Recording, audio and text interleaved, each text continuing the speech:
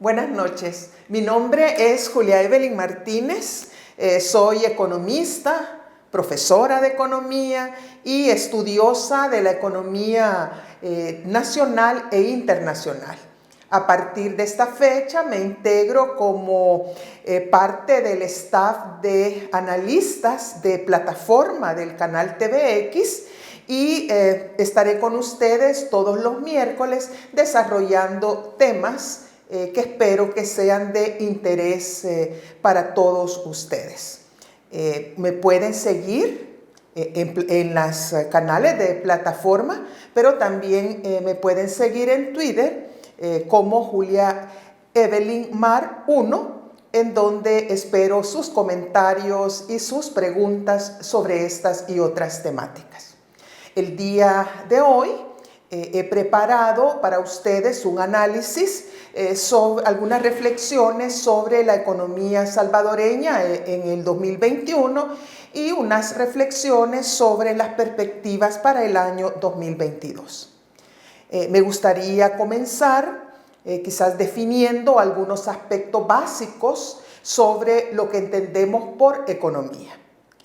La economía comprende todas las actividades de producción, distribución y consumo de bienes y servicios que realizan los miembros de una sociedad y que tienen como finalidad la sostenibilidad de la vida. Ahora, ¿qué significa esto de sostenibilidad de la vida? Esto significa que todos los miembros de la sociedad, en particular los miembros más débiles o los miembros más vulnerables, tales como niños, niñas, personas adultas mayores, personas enfermas, personas en fases terminales de su vida, personas con graves discapacidades físicas o mentales, entre otras, pueden satisfacer de manera cotidiana, es decir, día tras día y de manera apropiada y suficiente, tanto sus necesidades materiales, como por ejemplo una alimentación sana y equilibrada, como sus necesidades del cuidado y de la protección. Por estas entendemos, por ejemplo, el apoyo emocional y afectivo a lo largo de la vida. La economía, en este sentido, debe asegurar que la satisfacción de las necesidades vitales que sostienen la vida se logre a lo largo de todo el ciclo natural de la vida humana. Este ciclo comienza en el momento que nacemos y termina, obviamente, en el momento en que nos morimos. Y esta satisfacción de necesidades vitales a lo largo del ciclo de la vida vale para todas las personas en economía. Es decir, no vale solo para una minoría en detrimento de una mayoría. Históricamente se ha considerado que la responsabilidad de sostener la vida de los miembros de una sociedad corresponde a las familias. Pero en las sociedades modernas se considera que esta sostenibilidad de la vida es responsabilidad fundamentalmente y principalmente del Estado, cuya titularidad la ejerce el gobierno. Ahora bien, si aplicamos estos conceptos económicos básicos sobre la economía a nuestra evaluación del año 2021, podemos concluir preliminarmente que nuestra economía salvadoreña ha reprobado nuevamente. Y podemos también afirmar preliminarmente que si no se introducen cambios profundos en el año 2022 en la manera en que funciona en nuestro país la producción, la distribución y el consumo de bienes y servicios, esta misma suerte correremos en el año 2022. Me gustaría compartir con ustedes algunos indicadores que nos muestran el fracaso de la economía salvadoreña en el año 2021. En primer lugar, podemos decir que en nuestro país 8 de cada 10 personas adultas mayores no reciben una pensión de vejez.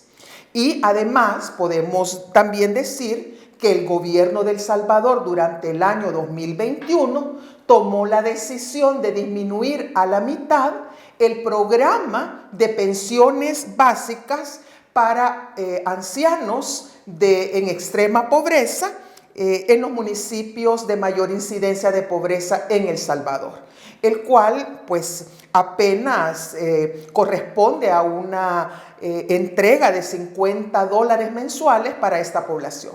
Pues bien, pese a esta carencia de seguridad social en la vejez de la población salvadoreña, el gobierno de El Salvador falló al disminuir en la mitad, en un 50%, este programa.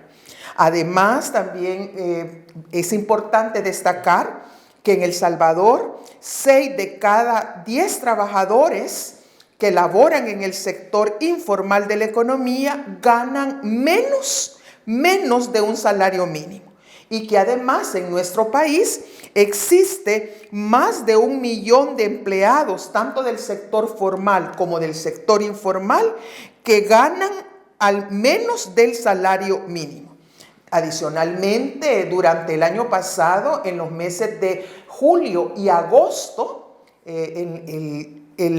se estima que 900,000 personas estuvieron en una situación de emergencia alimentaria. Emergencia alimentaria significa que 900,000 compatriotas, especialmente adultos mayores, especialmente niños y niñas y mujeres en estado de embarazo, tuvieron dificultades para alimentarse al menos una vez al día. Adicionalmente, en el tema de vivienda, pues la precariedad de las viviendas continuó y la carencia también de viviendas se hizo más sensible, de tal manera que se estima que más de 1 millón de unidades o que el déficit habitacional en El Salvador oscila en más de 1 millón de unidades habitacionales que necesitan ser construidas o que necesitan ser reparadas para asegurar una vida digna a las familias que ahí habitan. Así funcionó la economía salvadoreña en el año 2021. Sin embargo, los análisis superficiales que se realizan sobre la economía salvadoreña nos ocultan esta realidad. Esto debido a que estos análisis se enfocan exclusivamente en las llamadas variables macroeconómicas. Variables macroeconómicas como por ejemplo el crecimiento del Producto Interno Bruto, el crecimiento de las exportaciones y el crecimiento de las remesas. Tomemos por ejemplo el crecimiento del Producto Interno Bruto, que durante el año 2021 tuvo una recuperación de casi el 10% con respecto al año 2020. Y de esta manera, esta recuperación del 10% del Producto Interno Bruto logró situar al país a los niveles de producción existentes en el año 2019. Ahora, ¿qué significa esto? Esto que se plantea desde los análisis tradicionales y desde los análisis superficiales y gubernamentales como el gran éxito de la economía salvadoreña en el 2021. Pues esto significa nada más ni nada menos que durante el año 2021 la economía salvadoreña produjo una riqueza monetaria de más de 27,000 millones de dólares. A esto equivale pues un 10% más que la riqueza monetaria que se produjo en el año 2020. Y esto que nos puede parecer algo auspicioso, muy optimista y que debería llenarnos de satisfacción, necesitamos examinarlo con más detalle desde la perspectiva de la sostenibilidad de la vida. En primer lugar, esta cifra de 27,000 millones de dólares no significa que esta riqueza que se creó en el año 2021 se va a distribuir de manera justa entre todas las familias salvadoreñas, puesto que en El Salvador el 20% de las familias más ricas es decir, con mayores ingresos monetarios, se van a quedar con casi el 60% de esta riqueza, es decir, con más del 60% o con casi el 60% de estas 27,000 millones de dólares. Mientras que el 20% de las familias más pobres va a quedarse o va a beneficiarse apenas del 3% de esta riqueza. En esta tasa de crecimiento del 10% se destaca, según el Banco Central de Reserva, un aumento en el valor de las exportaciones, que son exportaciones de maquila textil y maquila de confección, principalmente hacia el mercado de los Estados Unidos. Sin embargo, lo que no se dice en estos análisis es que estas prendas de confección que son exportadas a los Estados Unidos y que son uno de los pilares de este crecimiento económico, son fabricadas mayoritariamente por mujeres, jefas de hogar, que trabajan en las fábricas de las zonas francas industriales en condiciones de precariedad laboral, es decir, apenas con el salario mínimo, sin el pago de horas extras, contratos abusivos y vejatorios, con violencia sexual y sin seguridad ocupacional. Por otra parte, también en el crecimiento del 10%, ha jugado un papel importante el incremento en las remesas familiares enviadas sobre todo desde los Estados Unidos. Estas remesas familiares que superaron la cifra de los 7,000 millones de dólares, han sido enviadas por hombres y por mujeres, por nuestros compatriotas, que han tenido que abandonar a sus familias y que han tenido también que buscar mayores ingresos o mejores oportunidades fuera de nuestras fronteras. La emigración en El Salvador, la migración salvadoreña hacia los Estados Unidos en el 2021 alcanzó una cifra récord. Se estima que más de 300 personas salvadoreñas trataron de llegar a los Estados Unidos diariamente en condiciones de migración irregular. Ahora, la pregunta que deberíamos hacerle a la economía salvadoreña, en primer lugar, es ¿y por qué están migrando estas personas a beneficiarse de una economía que no es la economía salvadoreña? ¿Cuántos compatriotas han sufrido vejaciones, mutilaciones, violaciones y hasta la muerte por enviar estas más de 7,000 millones de dólares en remesa que ha sostenido el crecimiento económico del 10%? ¿No sería ya tiempo de que miráramos las remesas no como una bendición, sino como una maldición de la economía salvadoreña? Este crecimiento económico también se ha basado en el incremento de los proyectos de construcción del sector privado, los cuales consisten en centros comerciales, torres de apartamentos de lujo, proyectos inmobiliarios y turísticos, entre muchos otros. Los cuales, que no, pues en principio estaría bien, pero si analizamos en más detalle, nos daremos cuenta que estos proyectos de construcción que han impulsado este crecimiento del 10% se han realizado en zonas que son fundamentales para mantener la vida en El Salvador, porque son zonas que son fuentes de oxígeno, fuentes de la vida de la flora y la fauna, y que son espacios o son zonas de abastecimiento de agua para las personas y las comunidades. Entonces, ¿de qué sirve un crecimiento del 10%, del 15% o del 50% del PIB? Si este crecimiento está provocando la destrucción de ecosistemas, si está aumentando la escasez de agua y si está destruyendo la vida vegetal y animal que aún nos queda en nuestro país. Ahora bien, ¿Qué nos espera para 2022? Creo que si como sociedad y como gobierno no damos un giro de 180 grados a la forma en que funciona la economía salvadoreña y a la forma también en cómo se toman las decisiones sobre el uso de los recursos económicos.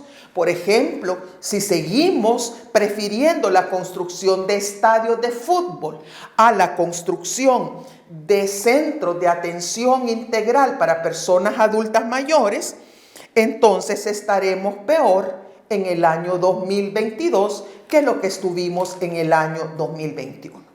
Entonces, ¿qué es lo que necesitamos? En el año 2022 lo que necesitamos como país, como sociedad, como nación, es una nueva estrategia económica. Una nueva estrategia económica que ponga a la economía salvadoreña, es decir, a la producción, a la distribución y al consumo de bienes y servicios en función de la sostenibilidad de la vida. Y que este nuevo proyecto, que esta nueva estrategia tenga un horizonte de duración no de 5 o de 10 años, sino de al menos 50 años. Necesitamos una nueva economía que esté basada en al menos 5 o 6 grandes características. La primera característica es que sea una economía no dependiente de la deuda pública, ni de la deuda privada, ni tampoco que sea dependiente de las remesas, sino que sea una economía que tenga su propia capacidad de producir, su propia capacidad de consumir y su propia capacidad de distribuir. Necesitamos una economía en donde exista autosuficiencia y soberanía alimentaria como eje de la recuperación del sector agropecuario. Necesitamos una economía que esté basada en el dinamismo del sector social y del sector solidario, en particular del sector cooperativo y del sector de la micro, la pequeña y la mediana empresa. Necesitamos una economía que funcione y que tome en donde las decisiones que se tomen estén basadas en el criterio de la sustentabilidad económica, social y ambiental, de manera que se evite una mayor destrucción de los ecosistemas y peores efectos del cambio climático sobre la vida de las personas. Necesitamos también una economía en donde se fortalezca lo público y lo comunitario, y esto significa un desmontaje total de la economía neoliberal, y en donde también se visibilice, se reconozca y se promueva la llamada economía de los cuidados. Esto obviamente no va a depender solo del gobierno, sino que esto depende fundamentalmente de la ciudadanía. Depende de la capacidad de la ciudadanía de organizarse, de movilizarse y de crear relaciones de poder para que estos cambios y otros ocurran en nuestro país. Ojalá el movimiento social que empezó a organizarse y a surgir en el año 2021 y que seguramente tomará más auge en el año 2022, pueda incluir dentro de su agenda de lucha esta propuesta de transformación económica. Esperemos pues que el movimiento social que está en auge pueda pasar de la protesta a la propuesta y que incluya, como decía anteriormente, estos cambios en su agenda de lucha. Por el momento es todo lo que tenía preparado para esta noche. Les agradezco su atención, sus comentarios y recuerden que me pueden seguir vía Twitter con Julia Evelyn Mar 1 y nos vemos el próximo miércoles. Buenas noches.